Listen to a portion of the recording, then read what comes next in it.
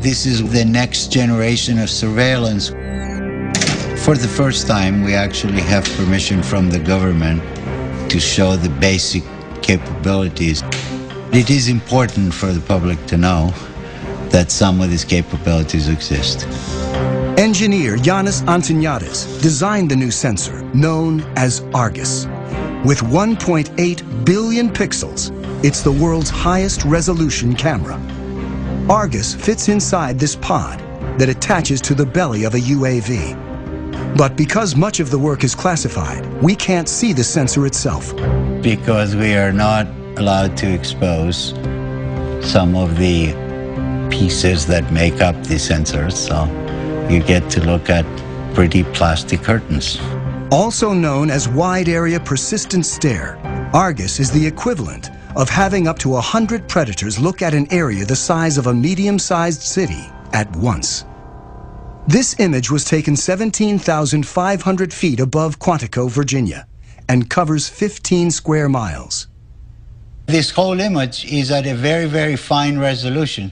So if we wanted to know what is going on in any spot along this image, say near this building at this intersection, we can generate a moving image that shows what's going on in the area. Simply by touching the screen, Antoniadis has opened up a window showing a detailed area, while still maintaining the broader context.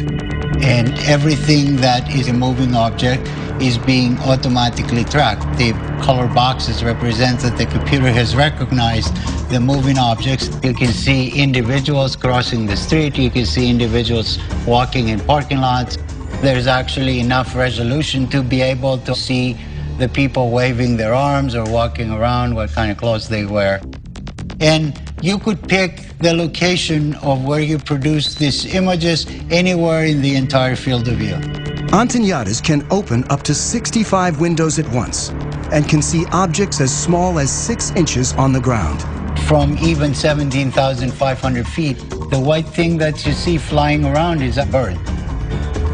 Argus streams live to the ground and also stores everything, 1 million terabytes of video a day, which is the equivalent of 5,000 hours of high-definition footage. So you can go back and say, I would like to see what happened at this particular location 3 days, 2 hours, 4 minutes ago, and it would actually show you exactly what happened as if you were watching it live. To create the world's highest definition camera, Antoniadis needed to design a new imaging chip. But DARPA, the project's funder, wanted to move fast and keep costs down. So he borrowed technology that most people have in their pockets. Inside this cell phone, we find a tiny little camera. So if you were to take off the majority of it, you'd be left with an imaging chip. If you were to take 368 of these and make a big mosaic out of them and start shooting images, now you have Argus.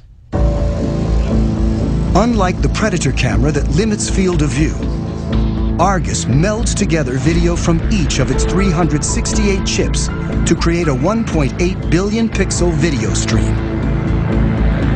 This makes it possible to zoom in and still see tremendous detail. Whether Argus has been deployed in the field is classified. I'm not at liberty to discuss plans with the government, but if we had our choice, we would like Argus to be over the same area 24 hours a day, 7 days a week. That's not very easily achievable with manned platforms. This is where UAVs come in, and they're absolutely the perfect platform.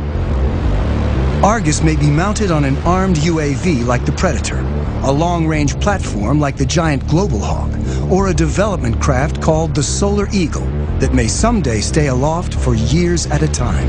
The U.S. Air Force right now has the ability to archive every single video that comes off of every single UAV.